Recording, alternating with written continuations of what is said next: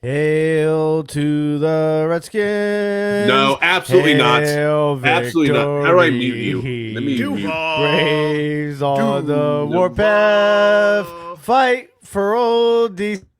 Ah, perfect. The mute button. I found it. It's awesome. I found the mute button. Hey, man. 1-16. It's going to be a good season for you guys up there in D.C.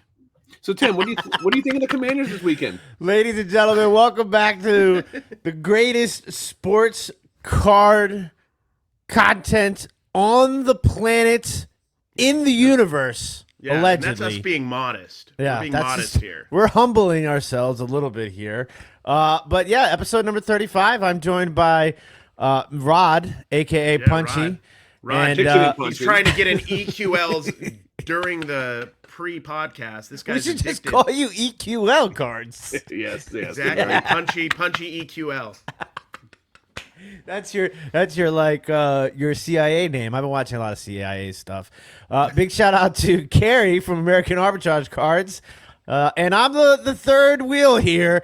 But you know what? You may be the third wheel. At least you got the memo to wear your hat straight today. No, yeah.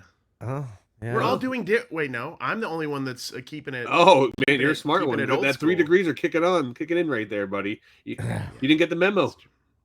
Oh, were we all supposed to do this? You sent Look it. at this. We Does sent out that a make memo you feel today. better? I don't want to. There you go. Now the whole audience is going to be all messed up now. They're gonna be Shout all out to everybody who listened on Spotify. Spotify has no clue what's going on right now.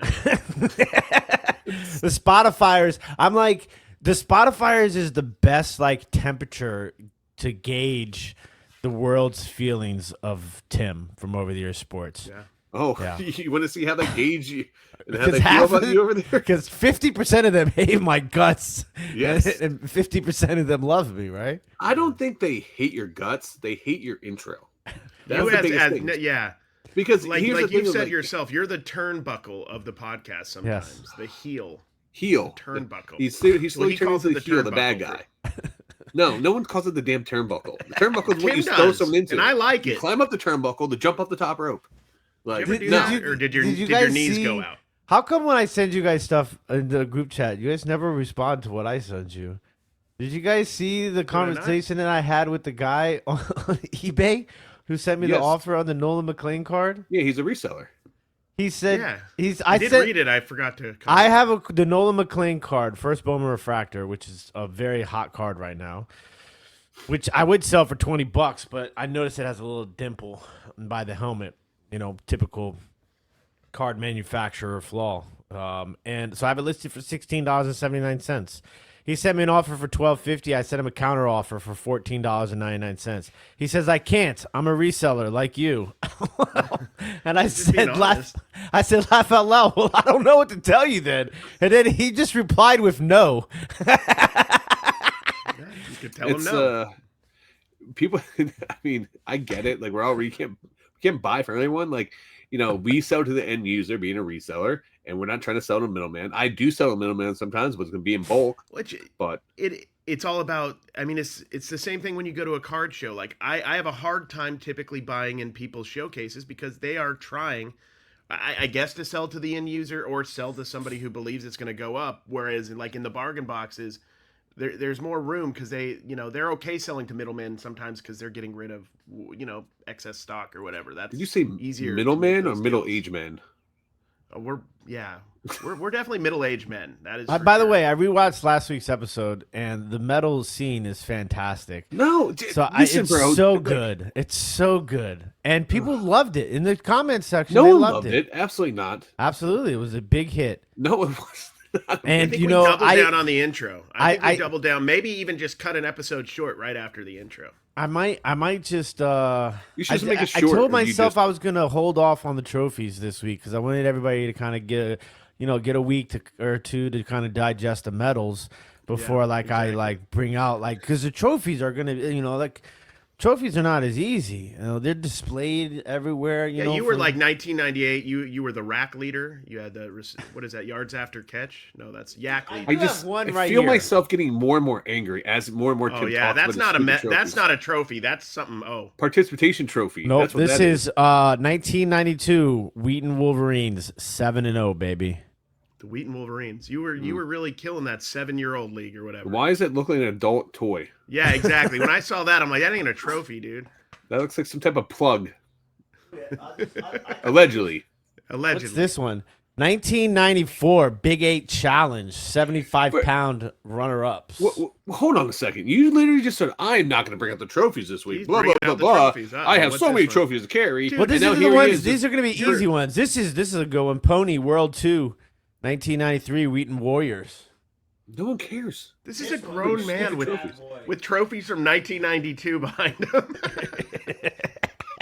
The worst part is these are trophies he bought at garage sales in his Oh, local it area. has my name on it. Timothy Yeah, Stewart. Yeah, I nicely can't see done. 1994 WBGC Wheaton Wolverines. That was a big look. That's That a big just one. said right the there. year of the team. It didn't say anything you did. Yeah. I mean, we did something had a because team that's in a big trophy. You did something, yeah. You bought it at a garage sale, and now it's on your wall to, boost Yeah, your you ego. found somebody who played for the Wheaton Warriors, and then you co-opted their life. This is You're just like you're like evil Al Bundy, man. You're evil Al Bundy. It's not even your just old just school when I accomplishments. thought this podcast couldn't get any worse. No, it can. Apparently, I will tell you one Strap thing I in, need folks. to do. I've realized this after rewatching the metal thing and just now coughing. I have to do a better job at dusting, more consistent dusting in the studio. And you also have to make your background look super professional like mine. This is how you do. This is You a guys real didn't even say anything person's about my background. new added piece right here. Oh, no one your cares about your little piece. banner. No one cares about your piece. anything you have on your wall, anything you have on display. No one. We don't care. About Okay, it. all The right, viewers all don't right. care. I like Just- his Mike Tyson punch out autograph. I do like that. Honestly, That's- I really like that. I I actually like wanna his buy old that. school Super Bowl hat. That's like a $60 right there. No, the other side. Other side. There Yeah. you go. I like That's a the Terry helmet. McLaurin autograph helmet. I want autograph helmets. I want to have a ton of them, but they're expensive, man. You want to know who I got an I'll autograph take anybody. I football don't in? even care. That's Chase Young.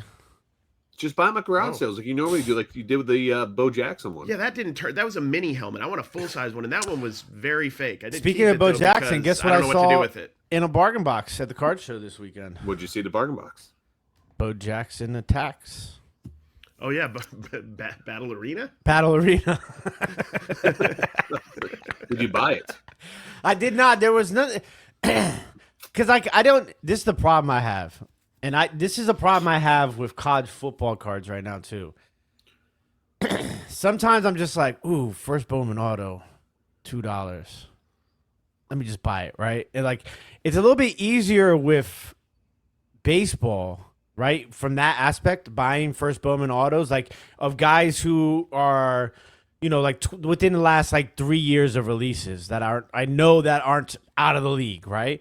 With college football, you're kind of like, well, this guy's got to still be in college, right? Like, and then you find out he's like on his 5th school and he's like averaging like Yeah. 1.3 yards per What did carry. we find out that Cade McNamara was still playing? my and he was God. at East That was Tennessee crazy. State, and he had 78 yards and a loss. What the heck? He had a card like 3 years ago. The He's thing supposed that's to be a big crazy deal. is I saw his card in the boxes this weekend.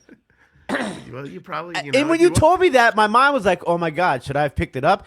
And No. then you were like, no, because I thought for sure that guy was selling it car insurance by now. You know what I'm saying? exactly. He was, yeah, Well, how did your card show go though? Did you get anything good? So this is something I want to talk to you guys about. I think I might be getting cheaper. I don't know if think that's it's possible, I don't right? think it's possible. But You're like- already buying cards at you're 73 cents regressing. an average per card. I maybe mean, you're averaging out. Rod buying a case of Cactus Men or whatever let's not WWE. talk about that. We'll talk about that later. I'm still upset about that. I have So PTSD. I bought 50 cards at 61 and I spent $61. Wow. It's actually above your average. So how are you getting cheaper? Well, He likes to because get I only bought 3-ish. 61 cards. I mean 40. So I you're mean getting 50 pickier. cards. Then that means you're getting pickier, then not cheaper. Yeah, because Unless the cards are going up there. do you think that people are getting smarter with their bargain boxes? Like, are people like not like letting us ring the rag anymore? Like, I need. Are we pooping where we eat? Is that what No. you're saying? So I will take that first. No, absolutely not. Because there's more product being released now than ever before.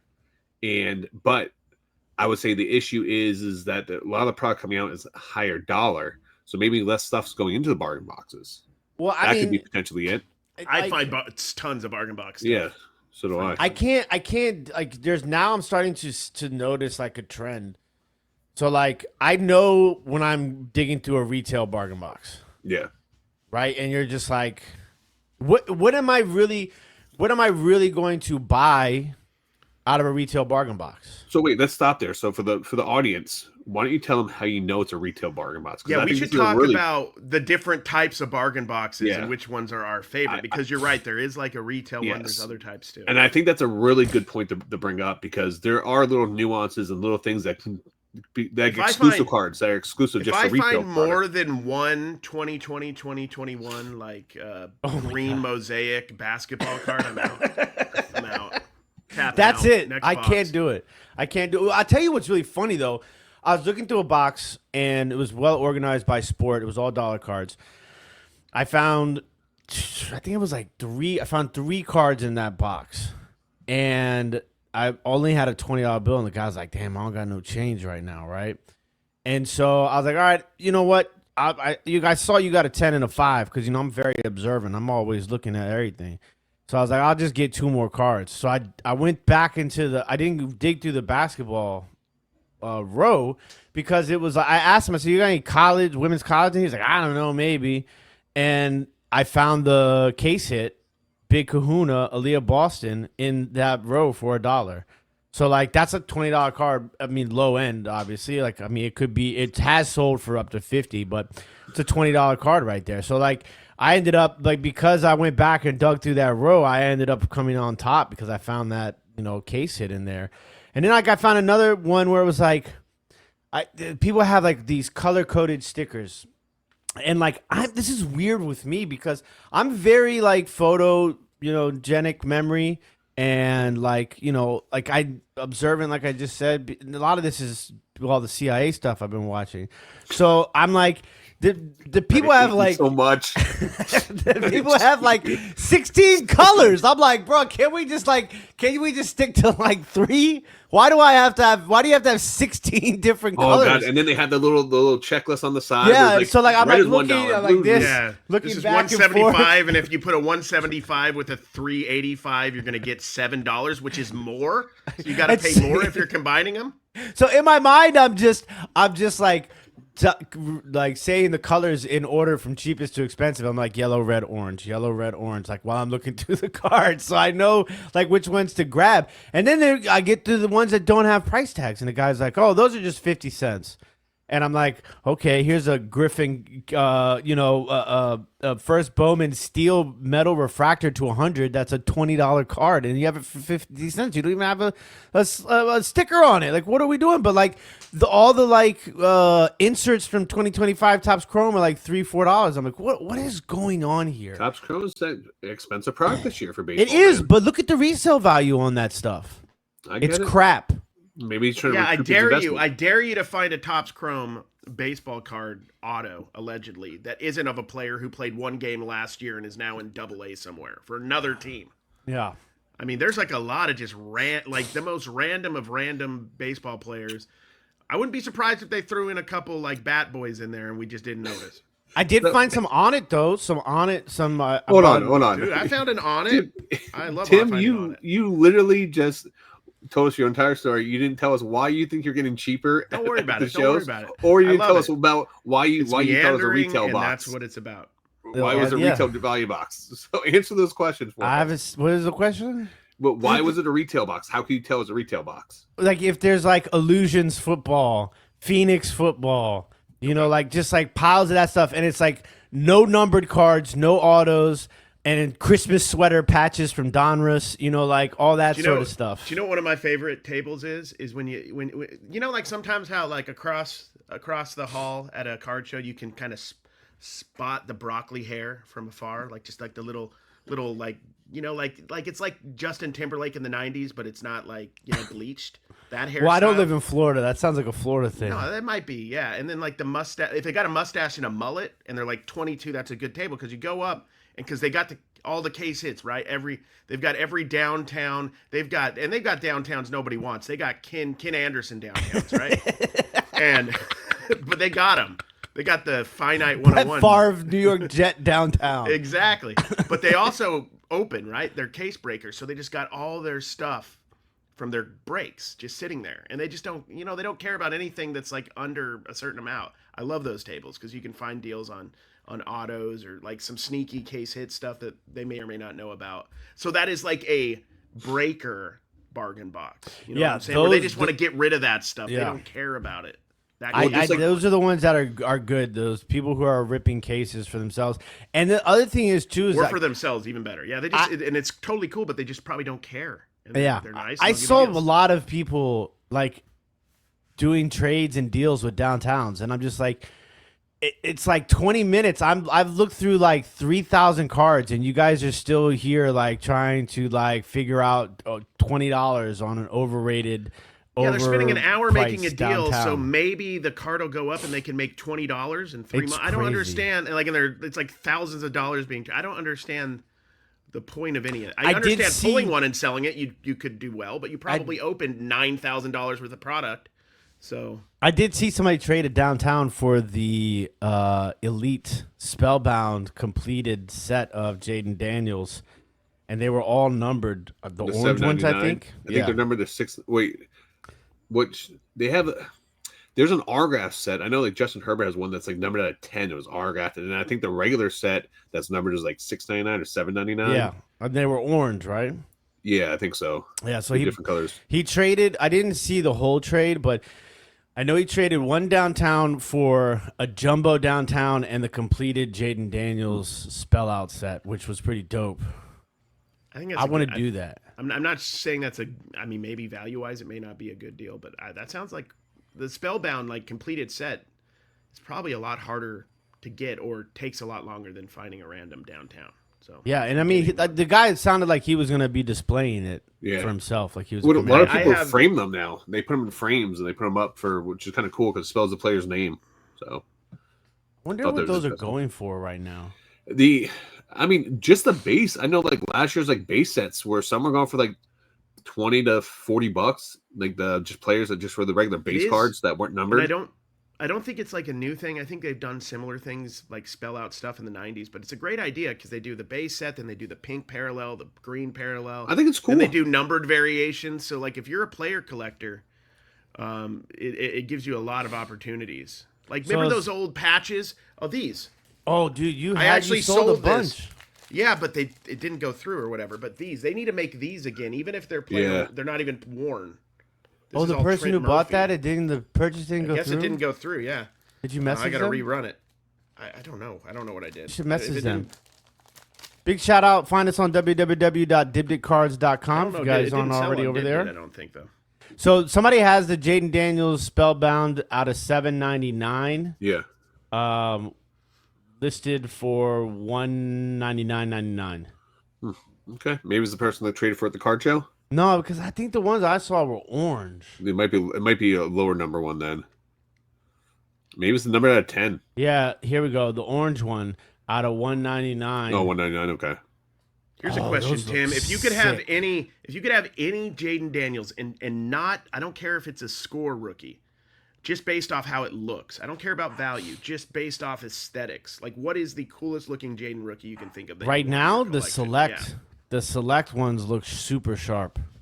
And they got them in a black jersey, too. So, like, the black and orange. Would you want a parallel, like, just because of the color matching? Or do you just like the base design alone? Well, I mean, I think the black and orange, because I actually bought a Joe Burrow one at the card show because I thought it looked dope. I thought it would do well in a live sale. But the black and orange shock prism selects look super sick in the black jersey too. Yeah, I can see. I would like to see the zebra one. Would probably look really cool. Yeah, the zebra rookie. Yeah, but there's too many parallels in select though. It's ridiculous. They got when they added the die cut element, especially like maybe this is just to make it more fun when you're opening retail. I don't know. And there's 3 different tiers. I got smoked. I got smoked on my select hanger. You did. I saw. I mean, dude, we've been hitting good on Dibdit Cards. Doing that. Speaking about that, we're gonna be doing a Don Ross Elite tomorrow night, or actually Guys, tonight. can we translate that? It's Donruss. They're brothers. Don Russ. They're brothers, my friend. They're Don and the Elite. Russ? Yeah, Don and Russ. They're brothers. So we're gonna run the Elite. We'll have mega boxes and blasters. We're doing a whole dude. That product's been really, really good. It has. You hit that case hit, which was super The sick. Razzle Dazzle, dude. It was a color match for. Are they all that same color, or I don't know. I didn't even know about that card. I didn't know. So here's the thing: is previously like the Razzle Dazzle said Razzle Dazzle on them, so I didn't know like that wasn't a Razzle Dazzle. Like that was a Razzle Dazzle. The Razzle Dazzle looks awesome for Genty too, because it's like a color match. Because the Razzle Dazzle design is just like black lines everywhere. Like somewhere, some 65-year-old is listening to us on Spotify, and they're like, "This is what I hate about the hobby." Just damn Razzle like, Dazzles. Exactly. Imagine it's 1973 or whatever, and you got a Ted Simmons rookie card out of your Topps pack, okay? And you're probably like saying, "Oh, I got that Razzle Dazzle." That's basically what it is. Or you found yourself a Dave Parker. Yeah, how did you get those back in the days? Did you like get those in like a bottom of Italian a 7-Eleven ices or hot dog something thing like or that. something? I think they came. Wait, with is this the Italian same ones you've been ices. showing us like previously? He hasn't sold them yet. He just keeps them in rotation. They rotate them through with his medals and his. We all have trophies cards next to us except Rod. I guarantee Rod has nothing within arm's He's reach. got a case. He's getting up. I have a little Shohei's next to me. Dude, do you have a Clayton Tune RPA? Huh? Do you? Do you have a Mike Tyson number you got 120, PJ 125, Souls? buddy? Do you have this should be a game. Oh, Do you have PJ Souls. from Halloween?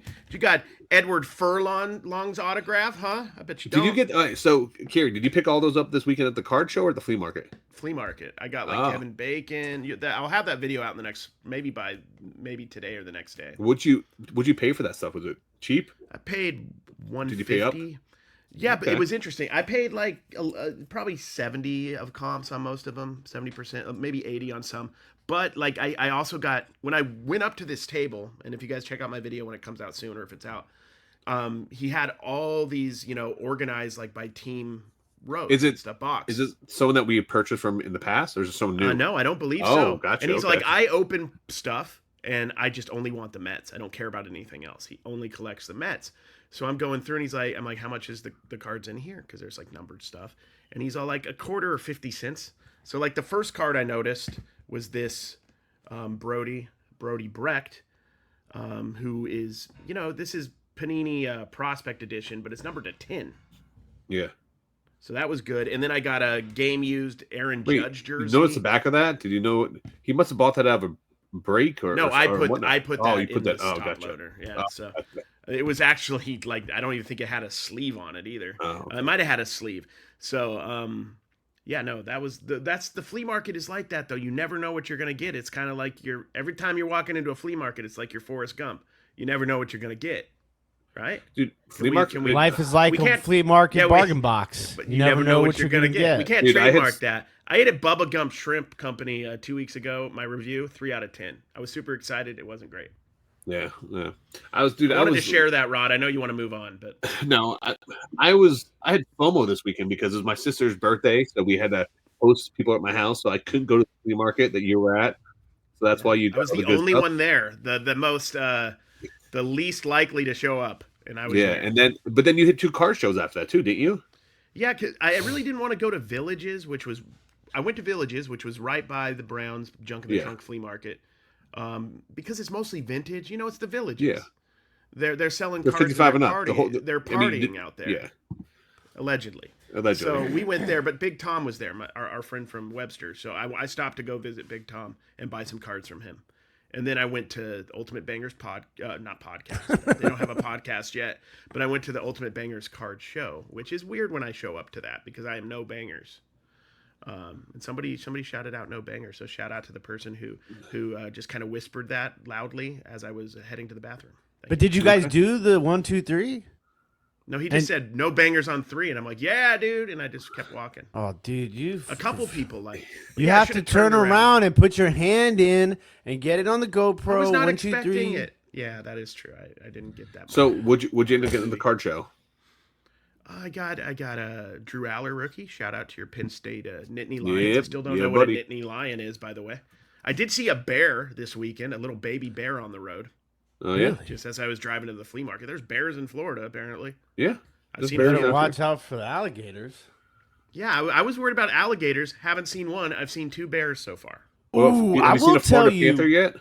I haven't seen a Florida panther, but that would freak me out. Yeah. The first day I got here, though, I've told you this. First day I got here, like the door, there's like 7 frogs all around our door, and Yeah. they were there for like a couple weeks, and I thought that was going to be a thing all year, and I haven't seen them really since. So maybe they're coming back. I miss them.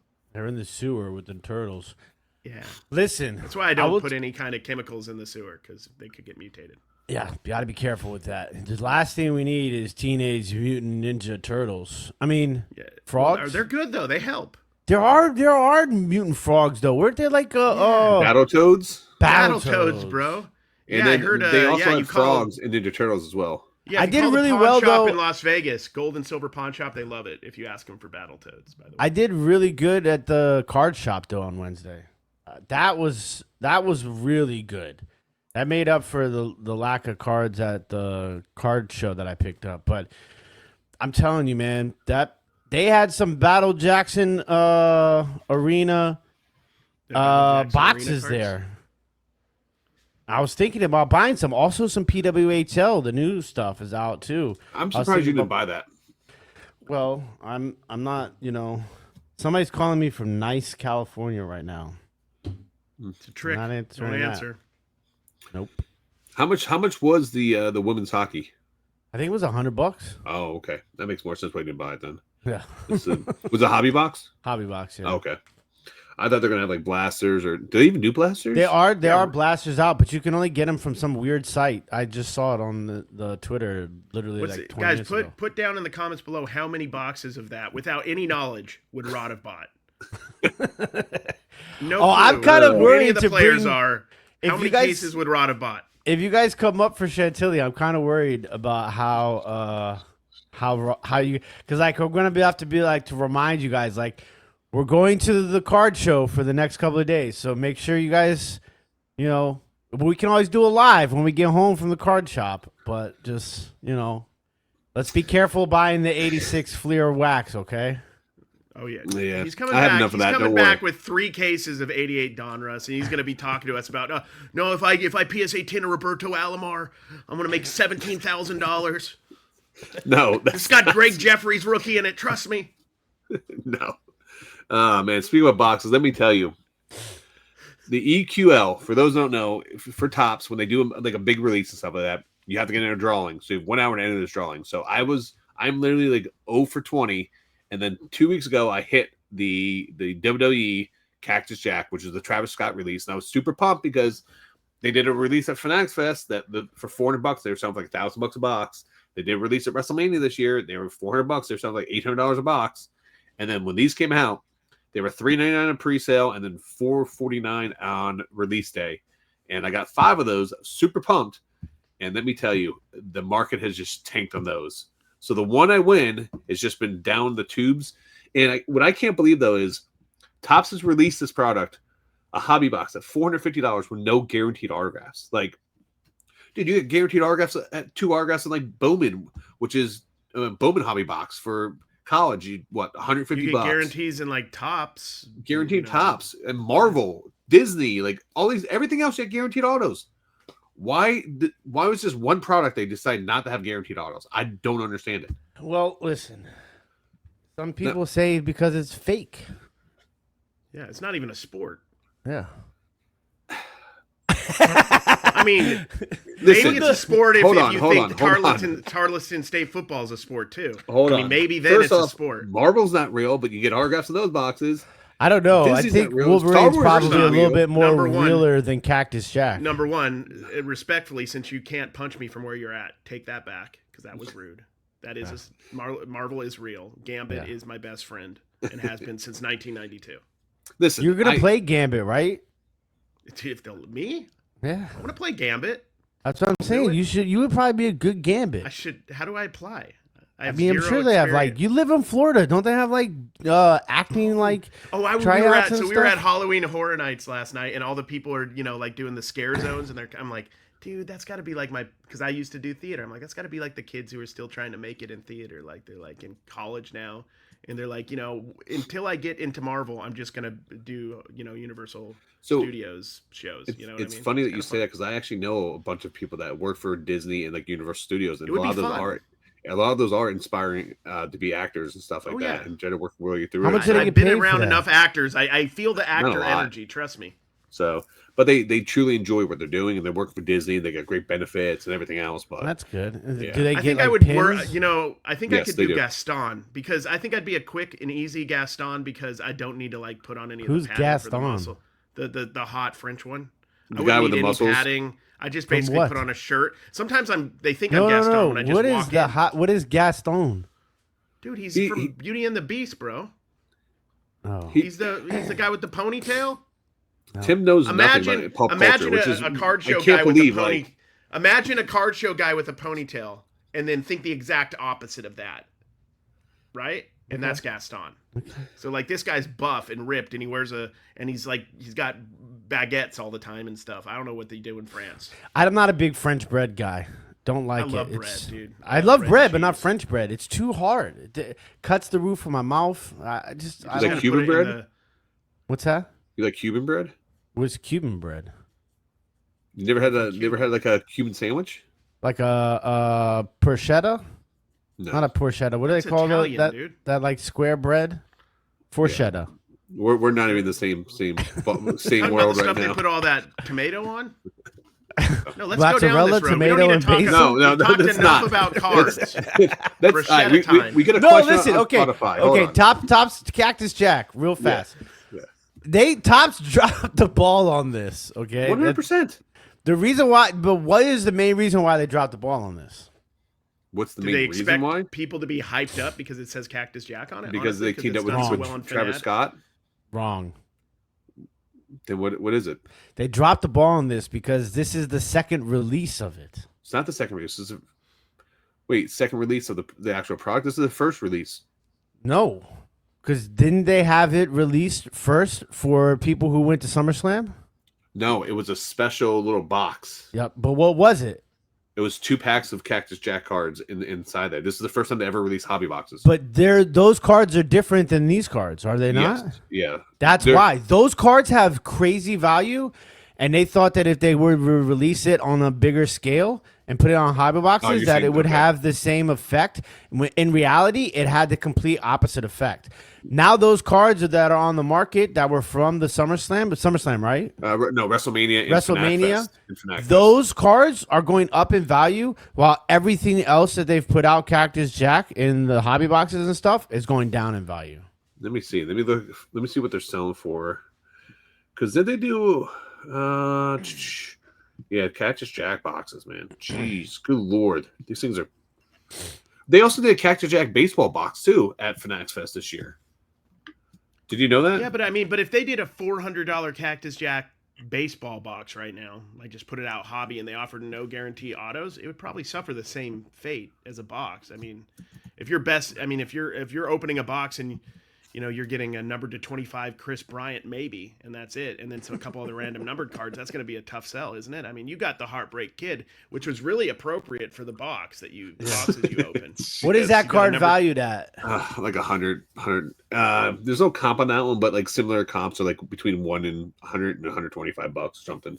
I pulled. I don't even think I have it by me, but yeah, unfortunately, it's So make a long story short, I opened up 2 hobby boxes, spoiler alert, for my video, and I pulled no autographs. So $900. And because I'm stuck with the boxes. I can't do breaks with them, and I can't sell them on the secondary market because they're Just do a break, literally. and then if you lose a little, you lose a little. Yeah, I mean, You at least you're going to recoup more than opening it. well, so my thought process was if I try to Well, he if wants I open to up, build his breaking. You want to show it for your YouTube. I get it. no, but no, well, so here's my thought process. I'm like, if I open it up, I can make content for YouTube, and then if I hit enough singles or something like that out of the box, I can just maybe sell the singles individually, and then maybe I can recoup my money back. You know what I mean? Because at this point in time, I'm going to lose money in the box. So I was like, well, open a box. Maybe I get lucky. I hit a good auto, which paid for 2 boxes. Do they have like case hits? Yeah, they have cases and other stuff like that in there. Just So you're going going to to open the other 2 boxes. So you're going to double down on the theory that maybe in the other 2 boxes you're going to get get So a my card that question pays to you for guys, 4 boxes. Do I have 3 boxes left? Do I just say screw it and go all in and open the other 3 boxes and just take on the chin, or do I just sell the boxes that I lost and then You're recoup living my in a money? world like that I don't even understand. I don't think I've ever bought in 1 box once for a $450. I don't think. Yeah. Maybe I did a half a case for the Bowman U, but I got several boxes. So I don't know, dude. That's above my risk tolerance. But I mean, all right, this has the viewers. Let me know in the comments down below. Do you guys want me to open up the rest of the boxes, or should I sell them off? So let me know in the boxes down below. but you're going to get people who just want to see you suffer. Say open them. Well, I mean, but then what if there's that one? What are you looking for? Like, what if you got like a 101 Brutus the Barber beefcake in there? Just sitting. Probably wouldn't help my cause. But if I got a 101 The Rock, or if I get something else, like I'd be freaking. What if you got a 1 Marty Jannetty? I don't think Marty Jannetty's Shawn in there, Michaels. but Better so be. all right, It's not a real product then. I guess not. The reason why I brought this up though, I want to ask you guys, like, what is your cutoff for a box that if they're going to sell a box that doesn't have any guaranteed autos? Like, I mean, do you think the cutoff should be $100, $200? Like, is there a price point where like I know you don't buy boxes, Tim, and all this stuff, but I'm just saying is like $40 for the general $40. $40. Because even like even the Topps baseball base series, at least you get 1 memorabilia card or 1 auto. Like at least you're guaranteed. Well, I base a lot of my purchases like for boxes and hobby as if they have a lot of packs, so I could recoup it through content. So yeah, like if a product had no guaranteed auto, it would kind of be hard for me to probably get people to watch the videos as well. But if it had a lot of packs, like 16 or 20 or 24, I might. Well, these said 20. But you said 20 packs. So 20 packs, yeah. Like, because I could make those into individual shorts. How many cards per pack? 4, just like standard. 4 cards per pack. The worst part is though, like as I'm opening these up, I'm like, then you get these packs with like no inserts at all, and you're like, oh, that just makes it hurts even more as I'm opening it. You know what I mean? Like, well, this other thing too though is, inserts are not good most of the time. I get that. I understand. Inserts, that's the thing that always kills me with baseball, and I'm in baseball, but I guess football and basketball too, right? Like, if you get I'm not going to accept any stars of the MLB slander here. So if you get a rookie card of somebody and it's an insert, it's like what 50% the value of a base rookie card. I think it goes down to like it's like the casino theory, like the slot machines. Like I go in there, if I put $100 on a slot machine. And I spin, and like say if I put a $10 bet, I might win back $8. But hey, I'm winning back $8. That's still cool. I can still keep playing. You know what I mean? So like, I think the concept with the cards now, they put so many inserts in where you think you're getting something, at least in the packs. Where you open a pack, and you get nothing now. That's defeating in a way. Well, I mean, now they're gonna come for us in the comment section. They're gonna be like, it's not all about the money. No, this is not about the money, but like I still want to get my value for what I'm buying. Like even if as a collector, like even if I hit something great that I don't want for myself, I can at least trade or flip that to buy something that I do want. Granted, I know I go out and buy cards of what I want, but like for example, like I opened up the boxing box, I literally pulled a Mike Tyson. I PC Mike Tyson, so I was super pumped. This is numbered to 125, awesome card. This is going directly to my PC. So like I was really happy about that. Maybe you should just open up all the Cactus Jack you can and try and complete the set. What about here's my question. Then sell the set. Could you take Mike Tyson, peak scoundrel, in a wrestling match? I'm talking peak scoundrel with the mask. You had all the lotion or whatever the heck he used to put on. The problem would be Mike Tyson would throw real punches and that'd be done for. Yeah, he gets to throw real punches. Isn't Mike Tyson fighting Floyd Mayweather? Dude. Really? Yeah. Yeah, an expedition fight. Yeah, I'm not happy. Like in a Ford Expedition. they're gonna climb Mount Everest and then fight when they get to the top. Yes. Coming in pay-per-view. It's been a long day, fellas. It's been awesome. a I long love day, it. No. right? These are the moments people will remember. Not anything smart you said in this podcast, which you have, Rod. They'll remember your expedition. You got some questions for us from Spotify? Yeah. Are the Spotify comments getting better for me? Pretty much no. Nope, they just Can don't you like read the worst ones that are late new? Are there some bad ones that are new? Are you speaking English? Let's see here. Me? Yeah, I don't know what you just said. You're late new? What? I'm so glad that I was able to make Tim go on a tangent about his pet peeve and damn painter's tape. I like that one. That was funny because Tim literally, I was on the phone with him talking about the painter's tape he got on a thing. He was all upset. Bro, so Rod and I decided I'm gonna start grading people's. I'm gonna start giving PSA grades for people's packaging on the cards that I ordered. I literally opened up like 12 different packages from mail, and they were all wrapped differently. Dave is like making tic-tac-toe boards with painter's tape on my packages. Like, what are we doing here? Like, at least he's figuring it out. He's at least trying to protect your card. Well, I mean, listen, that was I got saran wrap though. This is card show, but this is another thing that happens with the top loaders, right? I hate this when they write with like a permanent marker the price. Oh my god! On a card. I tried to make a post on Sports Card Nonsense about that, and they declined my post. I don't know why. Because it wasn't nonsense enough for you. Do it on your own account, man. You don't need to be posting to Sports Card Nonsense. I did it on my own account too. All right, here we go. I always skip your podcast because the introduction is so cringe. If you skip past that, it's good. So that's fair. I agree. That's very true in there. Let's see here. We do have actually a really good question here. Let's see here.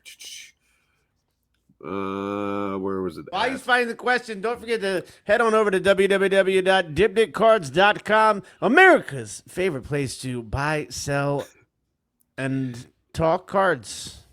Allegedly. Here we go. From episode 29. Epsom salt?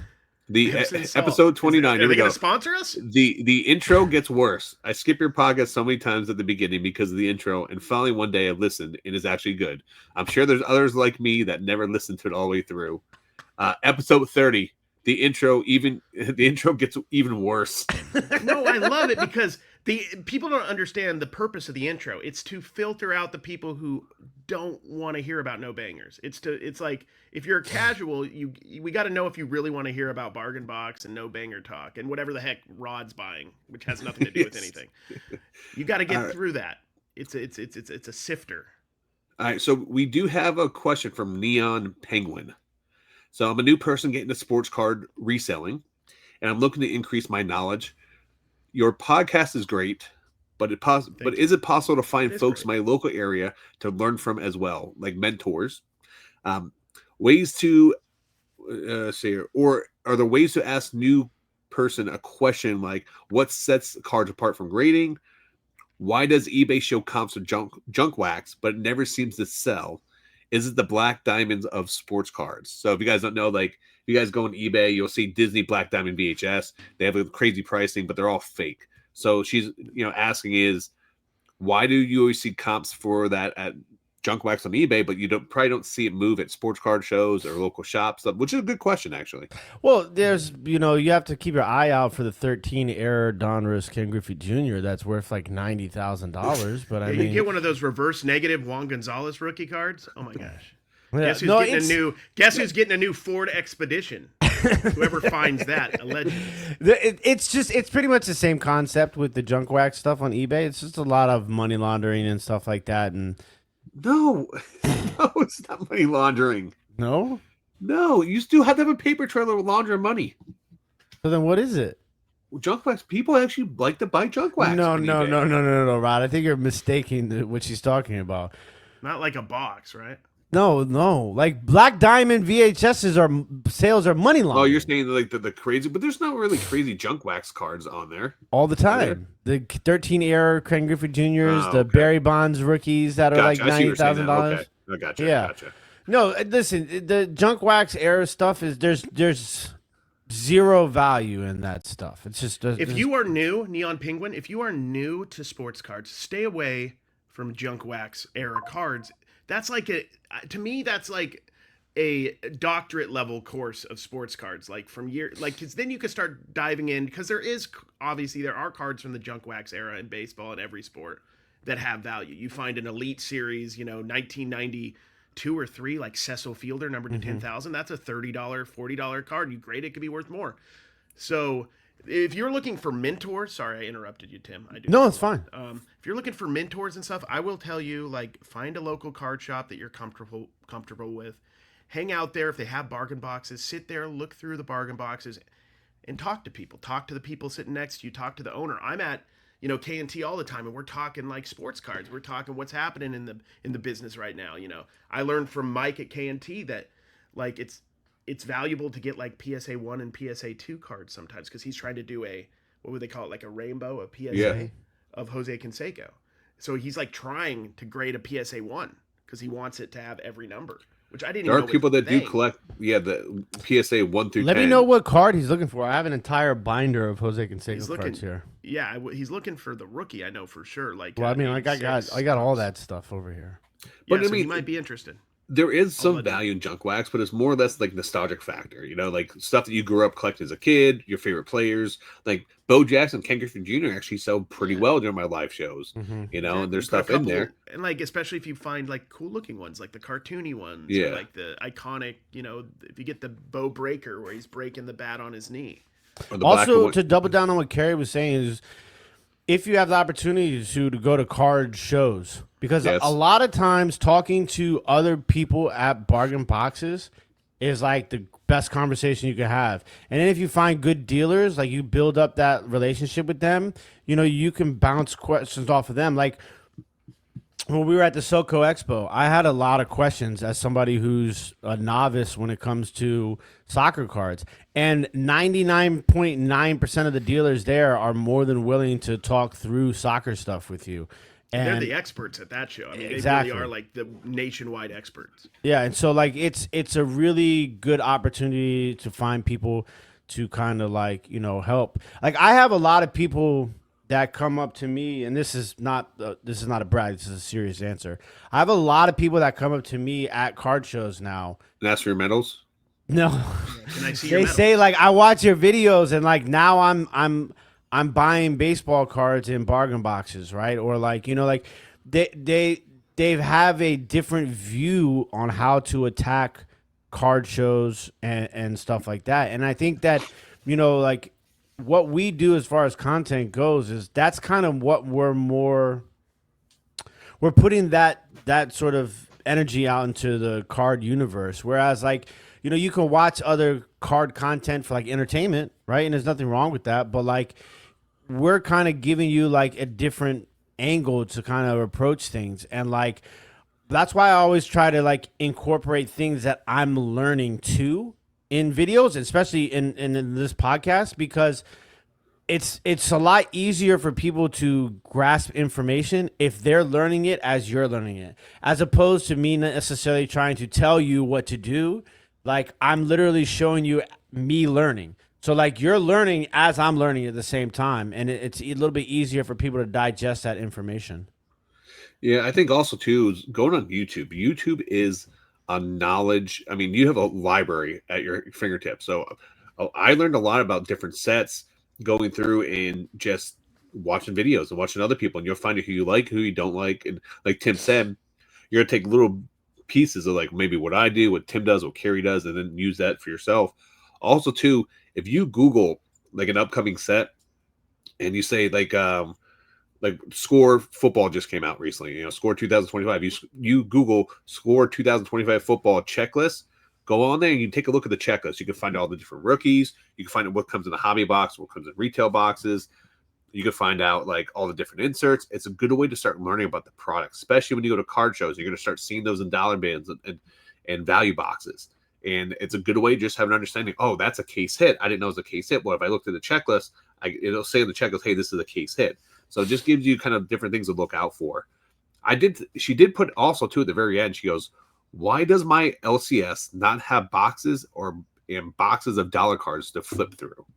I thought that was interesting. That there are a lot of card shops that don't have bargain boxes. Why is that though? You have to call in advance because they don't buy cards in bulk probably.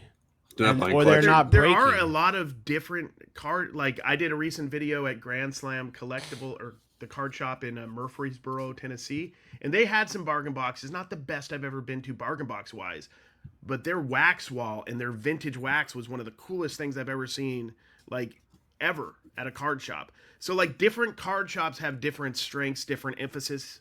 Like an interesting one for me was like 702 in Vegas, and you might have noticed this when you were there, Rod. Is he does Like there was times I was looking through the dollar boxes and behind me was a 1-of-1 black finite Lamar Jackson Prism rookie. Like, so he did super high end. Yep. But also maybe a little bit because I was going there and doing videos. He started catering a little bit more to the bargain boxing as well.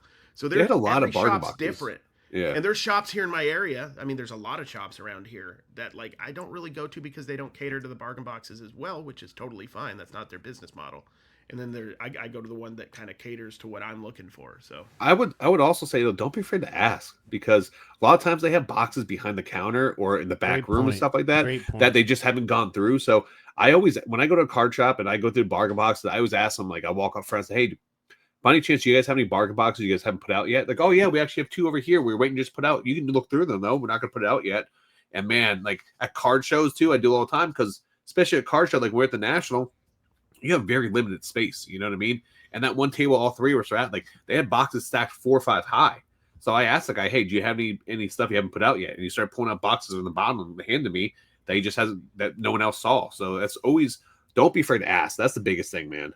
That would help you out tremendously. And if you become a regular at a card shop and they do bargain boxes, oftentimes, you know, you come in, they'll be like, hey, we got a fresh box here. You want to look at it? You know, they'll know that what you're doing. Let people know you're flipping. Let people know you're collecting if you're not flipping.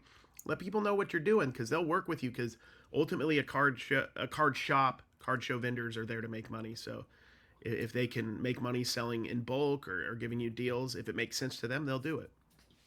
So, Tim, you're really big on women's sports.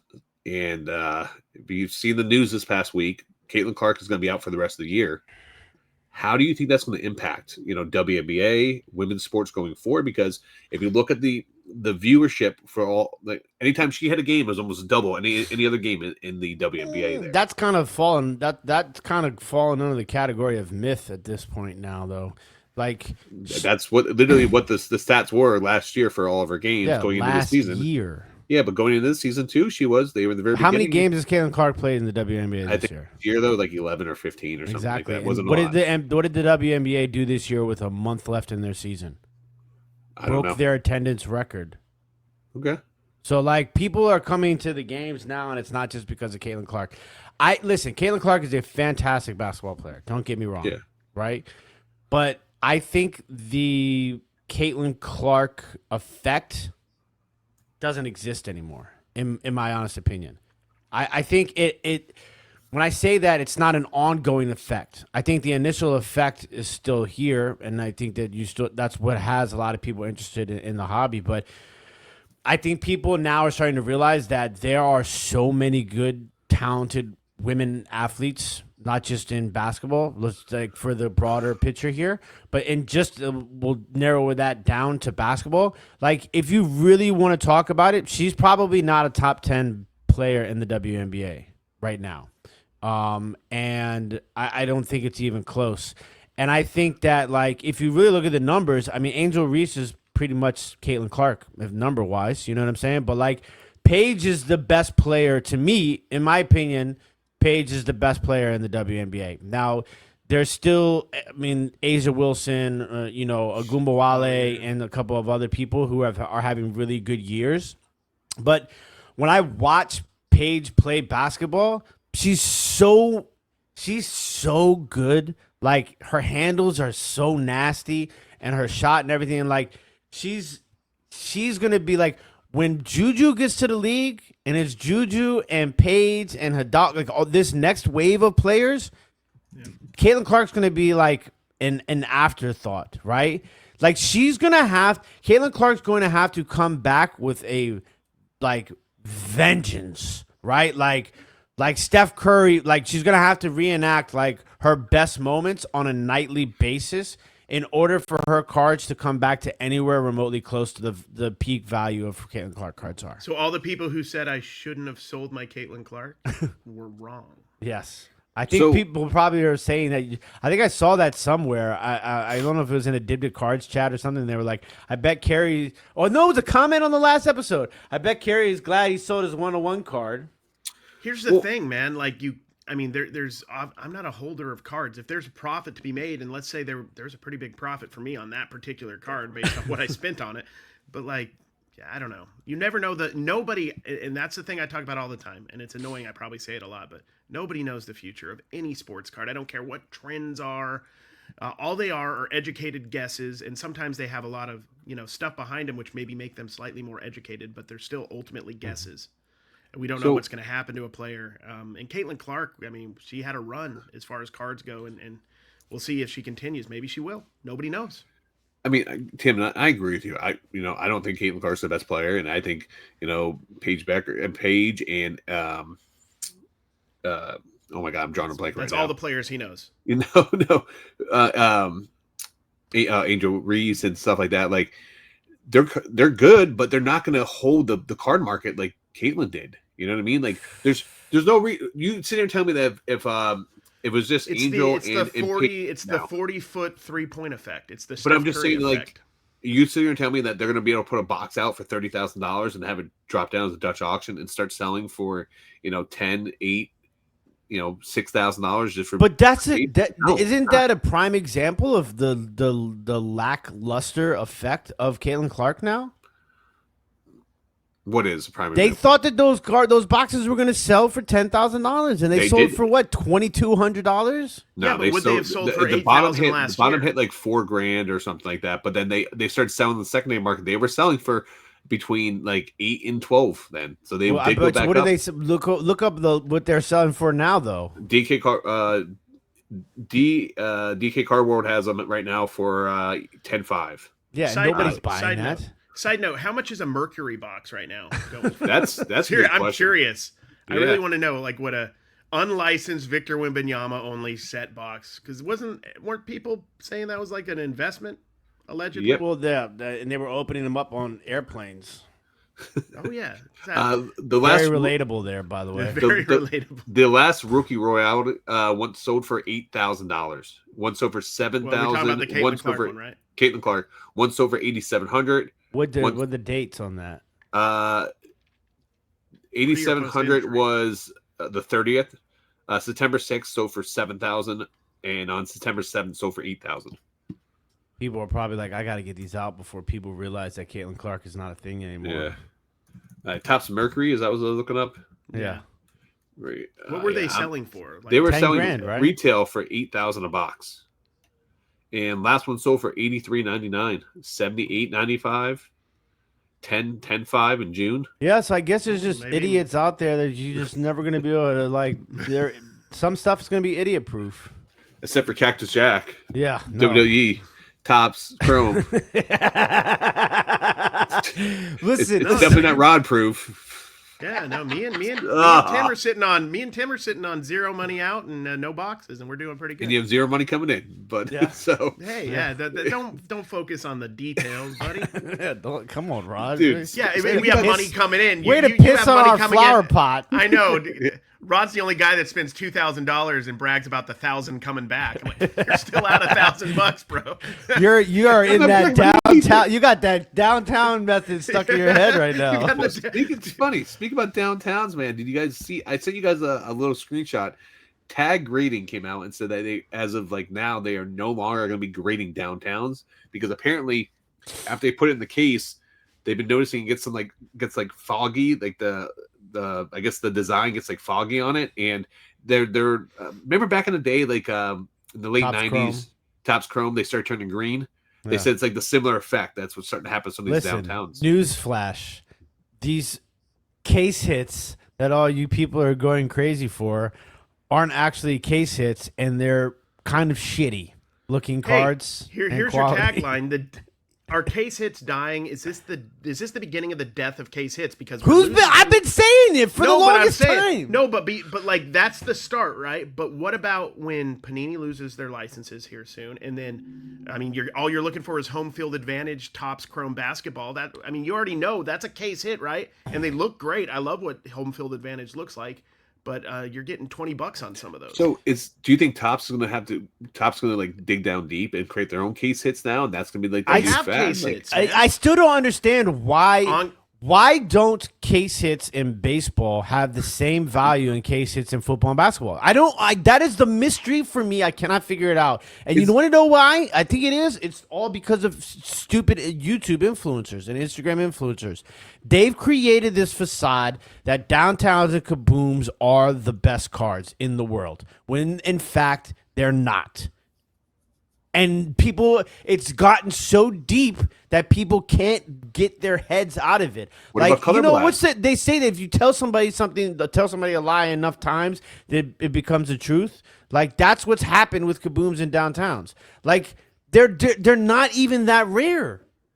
They have uptowns. Like, it's ridiculous. So they were rare though when they first came out, and then but they're not now. I get that, but I'm just saying is like the path was already laid. You know what I mean? Like, it was already like, and they look cool. And they were innovative. And when they first came out, they were very innovative. They were different than anything else out there. I mean, they were highly hit. sought I don't after. know what's so innovative about them. They were a case hit, which is a good marketing tool.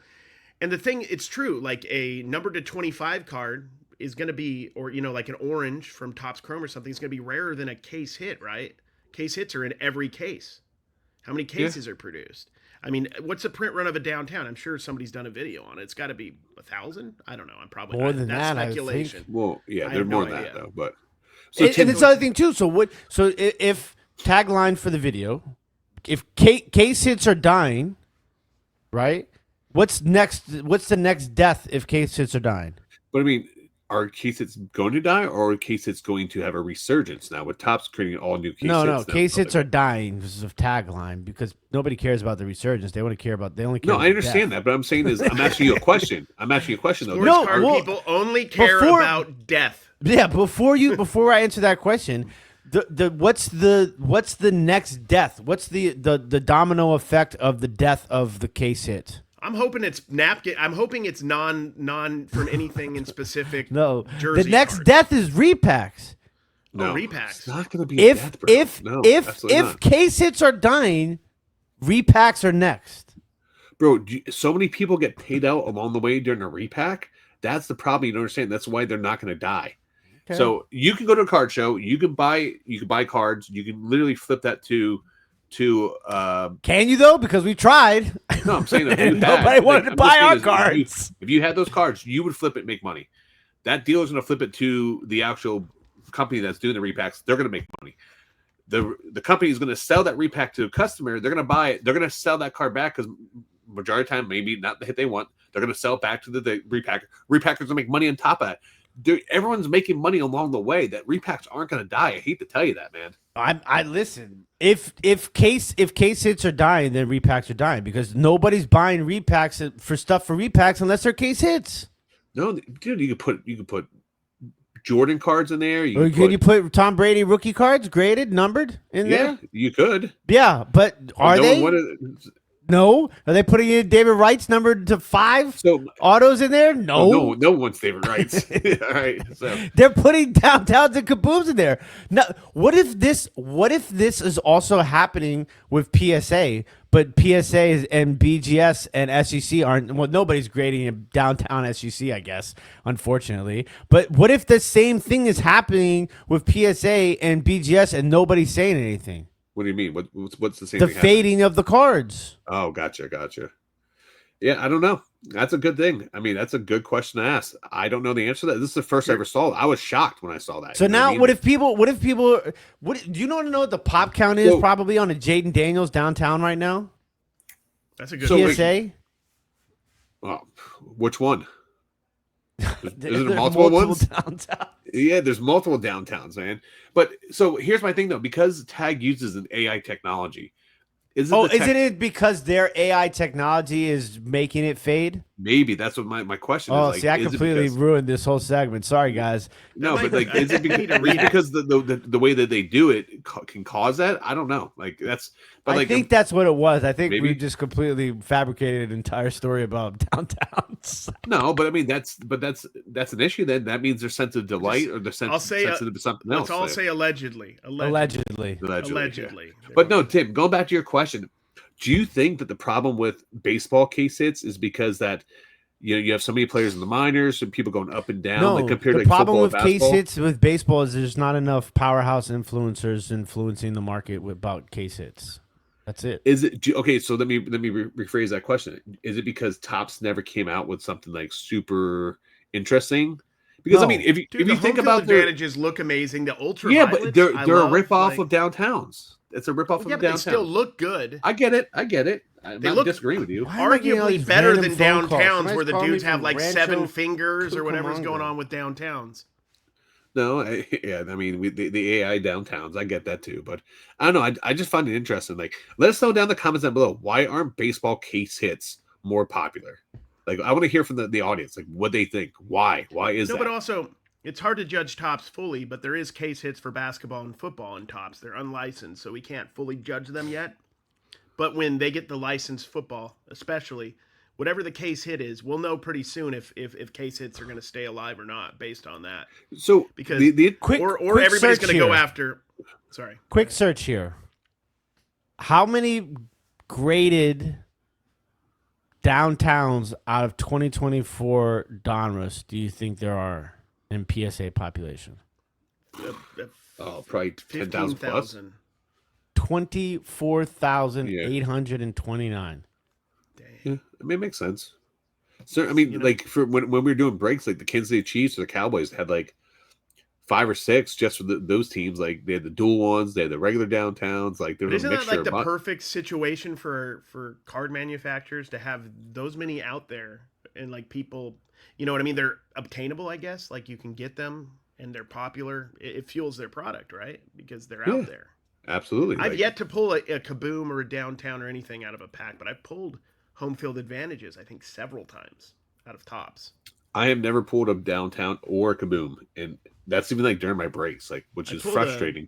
On campus out of Panini Draft. That was I like the on campuses too. On it. No, well, that's college campus. On campus is like the draft pick. Oh, Panini. gotcha. I don't know if they still do them, but they did them a couple years back. Yeah, I don't know. It's interesting to see what happens. So I think the biggest thing is when I got my list this morning about the upcoming releases this week, we can actually pre-order Basketball Inception, which I thought was interesting because that's not dropping to October. And do you know what happens October 1st, Cary? They get the basketball license.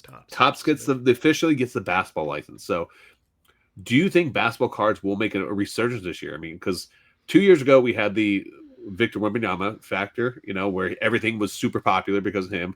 Last year's draft class was a little weaker, compared to previous. And now we're getting Cooper Flag. Well, ask the average person who goes to a card show, anybody outside of Cooper Rush, or not Cooper Rush, Cooper Flag. Outside of Cooper Flag, who's in this draft class. And that's an issue for Topps, I think, is the lack of depth. And there is depth. There actually, here we go. Sorry. You're blocking your mouth. There is depth, but the lack of people being aware of it or caring about the depth in the draft is interesting to me, and it's going to be fascinating.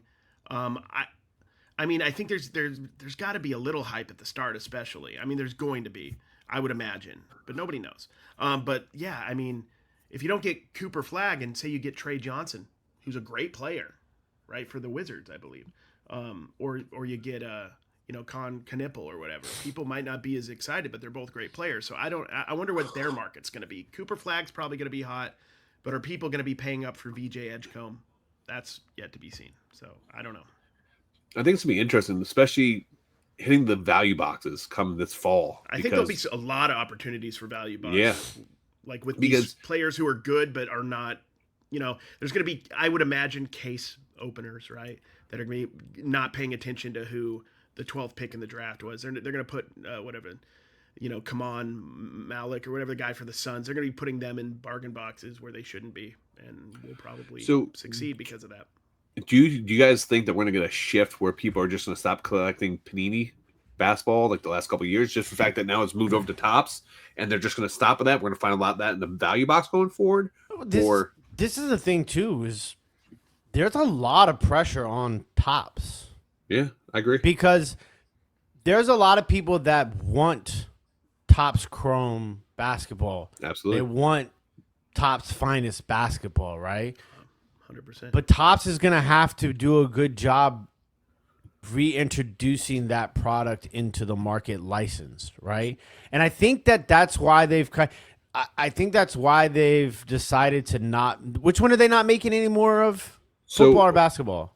What they decided to do is from the summit this year is they said they're going to go like every other year with certain products. Well, no. They just announced that they're not going to make any more unlicensed football or basketball. Right? Both. Or maybe they did. Didn't they just do Topps? I thought they both basketball? because that was unlicensed, but that was from last year's class. Yeah, last year's. Yeah, so football. The one that looked like it's they're just in Saved by the Bell or something. You see yeah, those? they said they weren't going to release any football this year until they get the license back, and that's in April, I think. Yeah, so to me that's a smart move because I think that they're realizing that they're putting out dog crap product unlicensed. Like it just looks like absolute crap. I thought the Resurgence didn't look bad. All of it looks like crap. It's stupid. There's no value in it. It doesn't make sense.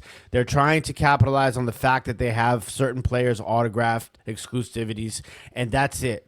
Because outside of that, none of those other cards have any value on the secondary market. And I know this isn't about, it's not always about the money, but in this instance, I'm using it as my, standing point that every product that Topps has put out that is unlicensed is garbage. Do you know what the most frustrating thing, and I will talk from a breaker's perspective. With Panini and Topps having this piston match, signing all these different players and exclusive deals, stuff like that, like, at the very end of the day, like the customer and the collector, they're the ones who getting hurt like the most because like we're doing a break and I can't, you talk about you put up the Titans up for sale and then you're like, oh yeah, you can't get any Cam Ward autographs and Panini product because he signed an exclusive deal with Topps, which sucks. That actually sucks. And then on the reverse side, you have Shador Sanders and Travis Hunter who signed exclusive deals with Panini this year, so you can't get them any top products or anything like that. It kind of sucks that they're kind of like going back and forth like that. It just hurts the customer at the end of the day. Yeah, because it's interesting. I'd rather one little quick last thing. I'd rather have a Jaden Daniels non-autographed Panini license card than I would a Jaden Daniels autographed Topps card because I already have an unlicensed Jaden Daniels Leaf auto, which I prize is like in my PC, but I don't want Topps unlicensed. I'm gonna pay double what I have if I were to buy the Leaf. I didn't buy the Leaf, but if I were to buy the Leaf Jaden Daniels auto, I'd pay double that just because it's a Topps unlicensed and not a Leaf unlicensed. Like it's stupid to me. Like give me the Jaden Daniels, like we were talking about earlier, Cary. Like I'd take the Jaden Daniels Select license over an auto Topps Revolution Resurgence, Transformers card or whatever the hell they're putting out. Yeah, I want every piece and every company that can legally go up against Topps to go up against Topps in any way they can. I don't want one company running the whole thing. It's not good for us. So I want unfortunately that's where we're gonna at. No, I know, but I mean, I don't know how Panini's gonna do, but I mean, but I don't want Topps, so I want this to happen. Although it does suck for breaks, I totally understand that. Not just breaks, but just general people, because like. If you want to buy Cam Ward autograph and the only licensed product this year is Panini owns all the licensing, you can't get a Cam Ward autograph in any of the product. Then get a Cam Ward unlicensed auto. It's not but you see what I'm saying though? Is like, what if you didn't know that and you just go and buy this product hoping to get an autograph? You should be clear, hopefully. Yeah, no, for a casual person who's not paying attention to that, yeah, that sucks. With you. It does suck, but I think breakers need to be clear about what's in the product when it comes to like if you're doing a break and you know that Cam Warren doesn't have an autograph in this and you're running the Titans, you should let people know that. Which I do during my breaks and stuff. No, I'm just saying you do. I know you do. I'm just saying like in general they all should. Everybody should. Yeah. But I want these companies to go tooth and nail with each other. I don't want it to be easy sledding for Topps. That does us no good long term. No good. I mean, go to retail right now. Go to Walmart where I like to play, right, and buy boxes. And every it seems like it's just going up and up and up. Now 40 is becoming common for a lot of the better blaster boxes.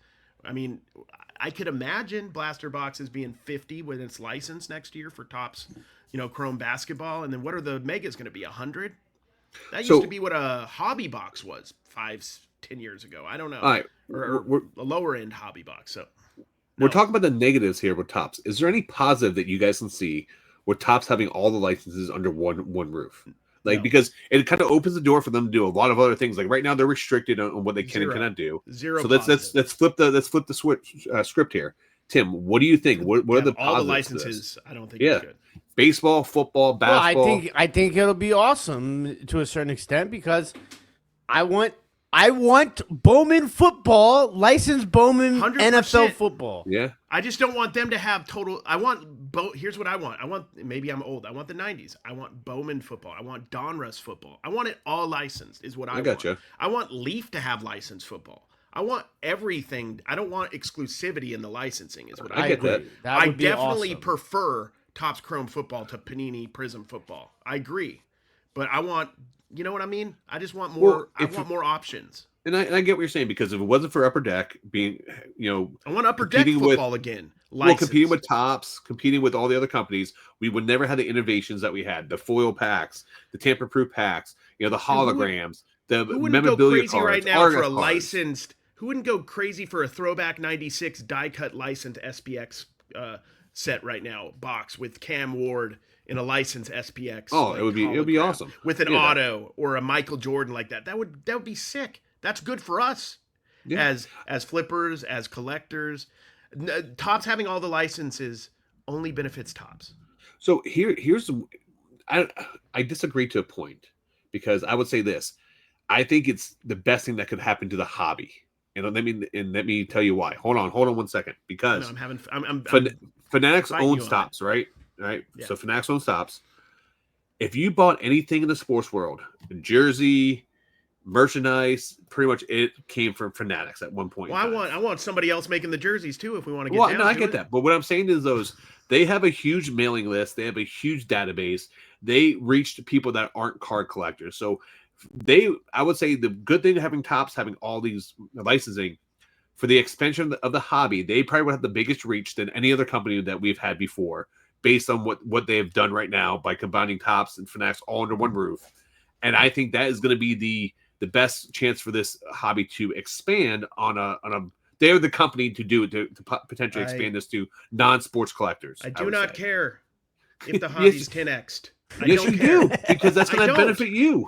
I don't. You sell bro. cards I can for a make money living. now. I know I can make money now. I don't Okay. care if it 10x's though. Is that a hot take? I really don't care. But if it Is was that bad? 10x, that gives you more opportunity, wouldn't it? Sure, but I'm just saying, like, I'm not. I don't know. I'm not. That's not my goal. Is to 10x the hobby. Not your My goal, goal but is to I'm sell just saying cards. I will sell cards if the hobby's 1/10 the size it is now, because I know how to sell cards. So when I reach out to you and ask you, hey, Cary, how'd your Whatnot show go tonight? And you said, oh, man, I just had such a bad show tonight. I had a bad show. And then you get all depressed about it. Well, if they 10x the hobby, now there's more people to be in your shows and more chances for buyers coming there. Would that make you a happier person? Allegedly? I mean, would I be getting the 10x people? Maybe not. I'm just saying, I know how to sell cards, so Yeah, I I'm going get to be that. okay. I understand. And You're I gonna think be fine people can regardless. learn. I'm saying, like, people can learn through bargain boxing and other methods to sell cards. I always said, like, with bargain boxes, I feel like it's recession proof in a certain sense. Like, it's I agree. market proof. Like, if you know how to bargain box when cards are down, you'll make money. If you know how to bargain box when cards are up, you'll make money. And to your point, if it 10x's, there will be more buyers. So yeah, I agree with you. And maybe this is just me being silly, and you guys down below can say I'm being dumb on this, but I don't care. That is like one of my biggest pet peeves, when it's like influencers talking about 10xing the hobby. I just don't care. Yeah. I'm not saying we're going to influence the hobby. It I'm might not be saying bad. that. I don't know. Yeah. The But I hobby's mean- always going to be growing now. The hobby's Well, never yeah, going I to want not the hobby grow. to grow, but I just don't care if it's like necessarily 10x, because that's like that's a Yeah. That's a I'm not gonna say it's when a 10x, things but- grow, right? Like when companies grow, then I feel like certain things can allegedly be pushed to the wayside. Customer service, Absolutely, the good 100%. of the pro. You know what I mean? Like when businesses expand and and they grow, you're worried about the bottom line more. People get fired, right? Like things become more. I think it could have a lot of negative effects too, theoretically. Yeah, absolutely. So- There's chances.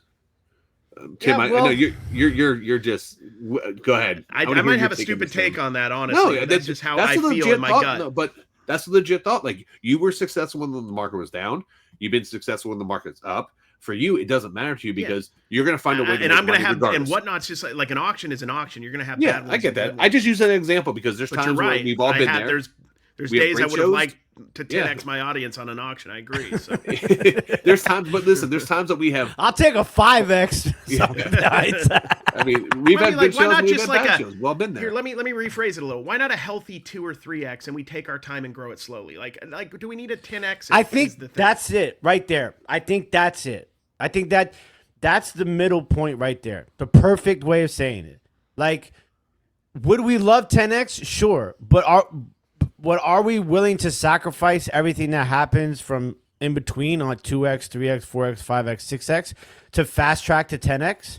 Because what's going to happen is there's going to be a lot of sacrifices made if you try to 10x overnight, right? I agree. And I think that is what Cary just said is probably the best point of the conversation. Yeah. It's like, why can't we be happy with, because COVID, right? The COVID boom was so crazy that now you have created this monster where it's like people think that the hobby is dead and dying when in fact the hobby is growing every single day. And then you have people that want the hobby to be like COVID all the time, but it's not a reality. Correct. Like we're never going to get back to being able to sell base cards for $5. No, I agree with you on that. Yeah, like, that was a wild time. Like I was selling Aaron Donald mosaics for $5. Like it was. I mean, I was selling Clyde Edwards-Hilaire's mosaic rookie cards for like $25. That guy's on the practice squad for the Chiefs now, and you can't even. I mean, that's a 25-cent card. Yeah. So it's like, I don't want 10x because I don't want overinflated value of cards that don't reflect the production of the player. I'd rather have the 10x of the hobby based upon the production of the sport and the player than just 10xing the hobby for the sake of it. You know what I'm saying? But so let me rephrase this question here, because I agree with you. With the whole COVID, we had a new ceiling, and then we have a new high floor, though. It raised the floor. So anytime we have these booms, yes, it goes back to the normal, but we have a new floor then at that point in time. And after COVID, we had a new floor going forward. With Topps getting the licensing, and then with Walmart and all these other places coming in, it may not 10x, but we will definitely going to start seeing a 2, 3x. I think like Cary was talking about there. But I think one thing that we're not looking at is not just the sports. Is like, for example, like Topps is sneaky getting into doing like music and entertainment stuff. Like, dude, they literally just had Jelly Roll cards, on Topps now. Like, because he wrestled at at SummerSlam, dude, they did Green Day. There should 100% be, everybody listening, Lee, whoever listens to this, there should be a music set every year. There should be an absolutely. acting set. I mean, you can make Pop Century. I thought Cary's post was awesome when he was asking about like what's something that you wish there. I forget what was I don't want to. I said like I think I took a picture of just a random sport or something, and I'm like, what's the next frontier for sports for cards? Like, what's the next IP, I guess, or the next niche that we can get into? And what was mine? Endless. Skateboarding. Skateboarding. I want a skateboarding set. Like, can you imagine like the insane relics you could come up with skateboarding? And you build it off of like the same way they're doing BMX. boxing. The same way they're doing boxing. Like, I think there's a lot of the general public overall that don't know the newer boxers. General public, but everybody knows Mike Tyson. So you do a skateboard set, a skating set. You put in Najee Houston or whoever, like the big guys Tony that are Hawk. young, right? But you put Tony Hawk in there. You put the guys that were in Tony Hawk Pro Skater, like the guys that were known generally in culture because that. Yeah, Rob. Like if somebody hit like a crazy trick, right? Like so, like for those of you that don't know, I'm huge into skateboarding.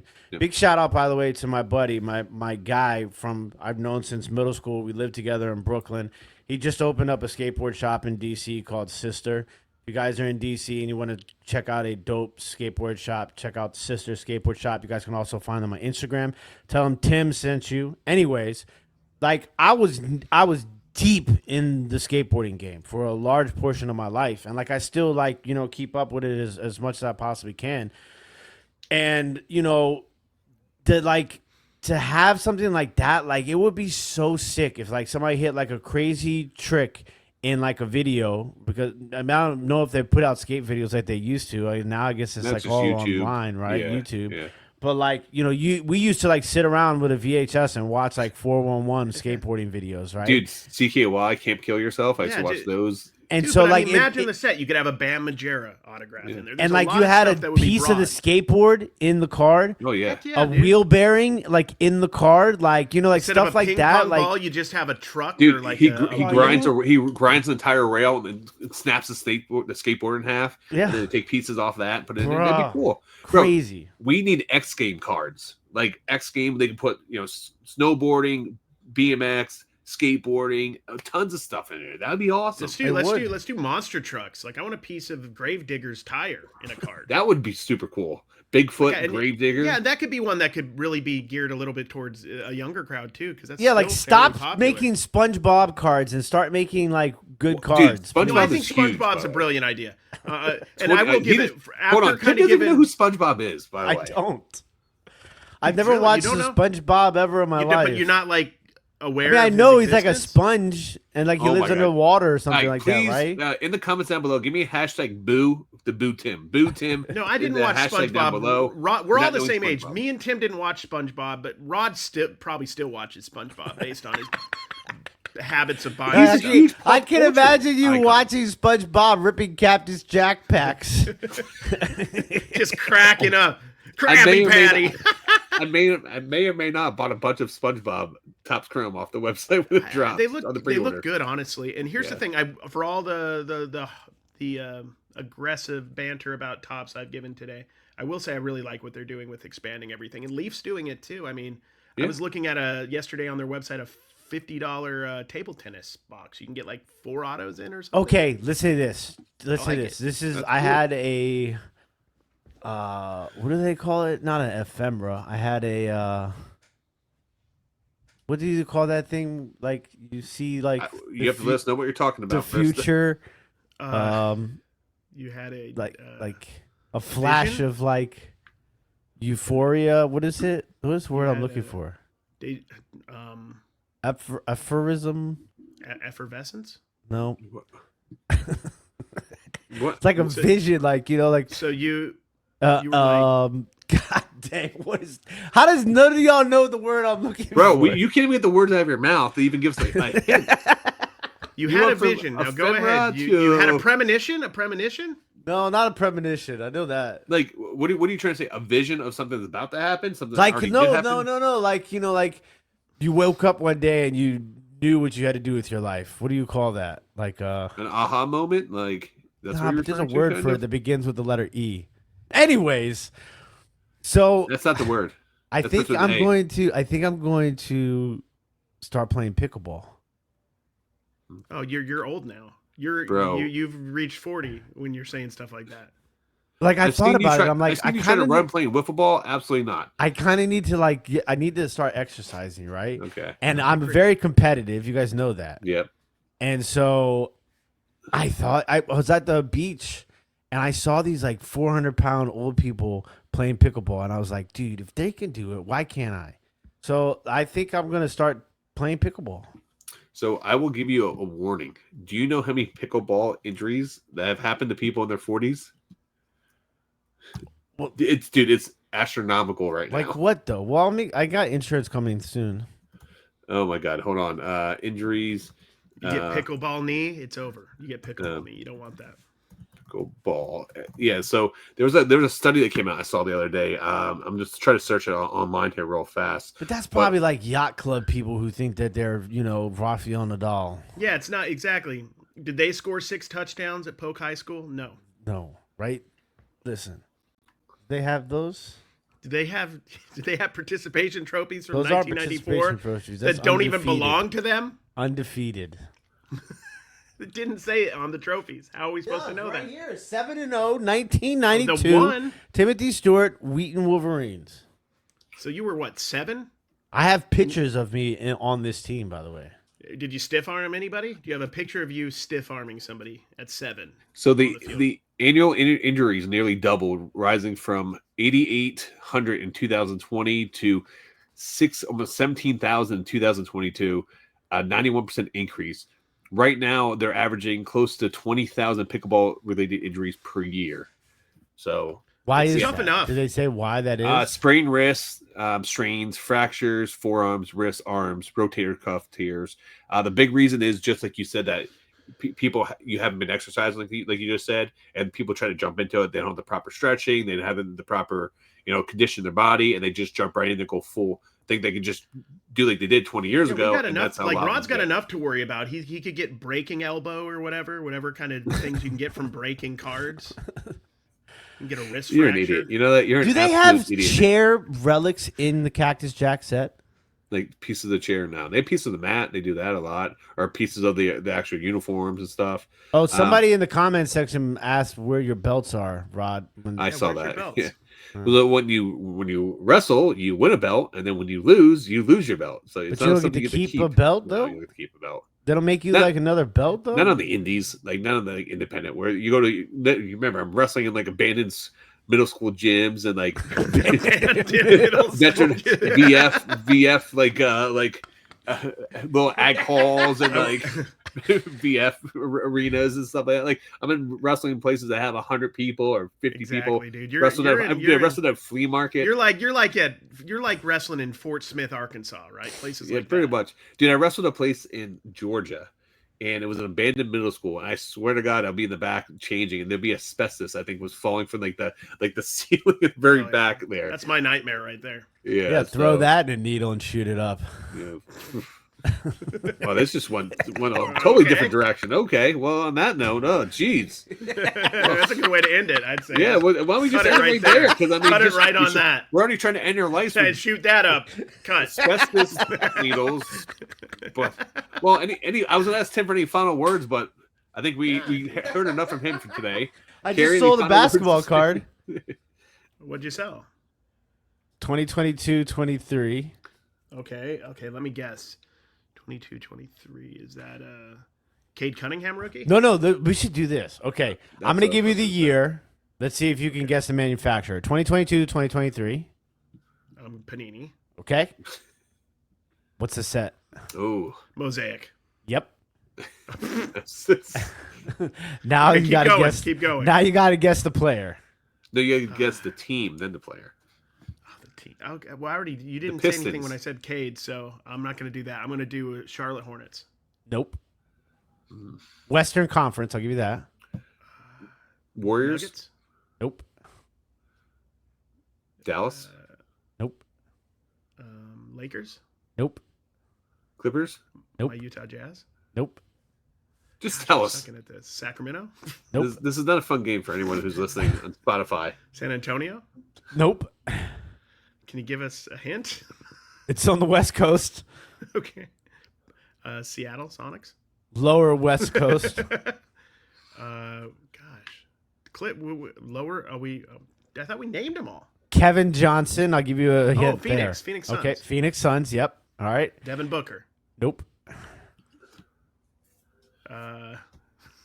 Just tell him already. Cameron This is gonna Payne. wait. Good Cam Lord. Payne. Oh, Cameron goodness. Payne autograph. 2022-23 Panini Mosaic. Cameron Payne autograph. Mosaic blue, number to 49. Let us guess the price. Yep. Didn't he play a little? I'm gonna go $9. Tim doesn't sell anything under $10, Rod? so it's going to be $12.99, Nope. Both of you guys are wrong. Higher. $20. $24.99, Lower. $15. 16.79. and he didn't That was my next guess. and he didn't ship it through the standard envelope. Hell he charged no. him three. He Are charged you him shipping? $4 for Are you shipping that authenticity guaranteed?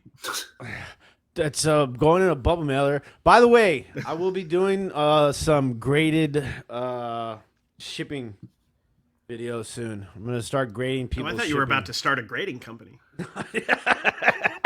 I'll be doing some grading if anybody. Well, we do have some members that we need to shout out here. Oh yeah, we got to do the and- members. And Tim is going to be doing a video, supposedly sometime yet.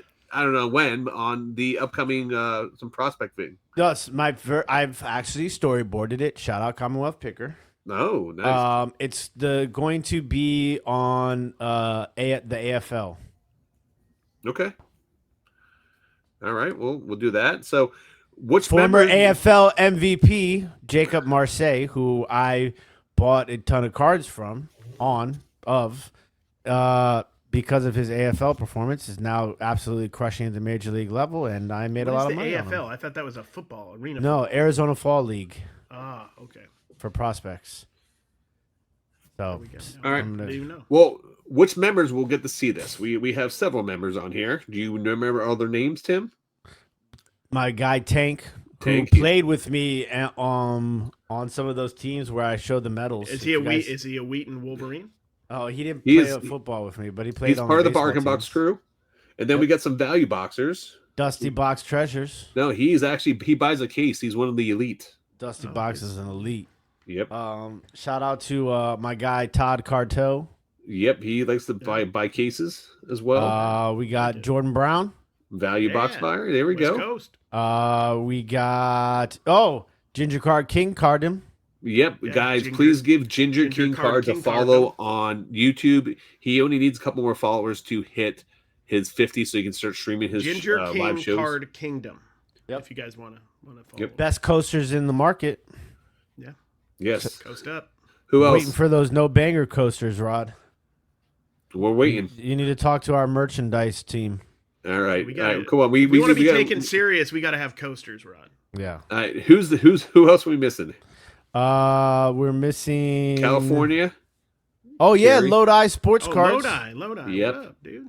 And then we have a new member this week. Shout out to my guy, your guy, everybody's guy. Make sure you're following him on Instagram, YouTube, Dibdit Cards, OHIO. Mr. Buster Buster Chestnut. Buster Buster Yep. Chestnut. Now, if you guys like to be a member of that, guys, please, if you guys like to support the channel, it's $1.99, be part of the Bargain Box crew. I feel If you like to be the value box for $4.99 or the buy a case for $9.99, you'll get exclusive content from us that Tim's going to be putting out hopefully soon. And you guys get the podcast actually a day early as well. So if you like to Give me just my support it, coasters and I'll start doing some. do some videos and you can get your coasters. How about that? That sounds like a deal. All right. Well, let's get it in. That's We how gotta you end it. negotiate a coaster deal, ladies and gentlemen. We got to end this right. Live on the air. Negotiation. This is what we. I'm this is what done you with want. both these. I'm done with both. Yeah, if you guys are still just here. get your damn you know- hands in so we can end this podcast. No, So we got I'm stuff not to ready. do. All right, Commanders on 3. 1, 2, 3. Three. No bangers! No bangers. Duval.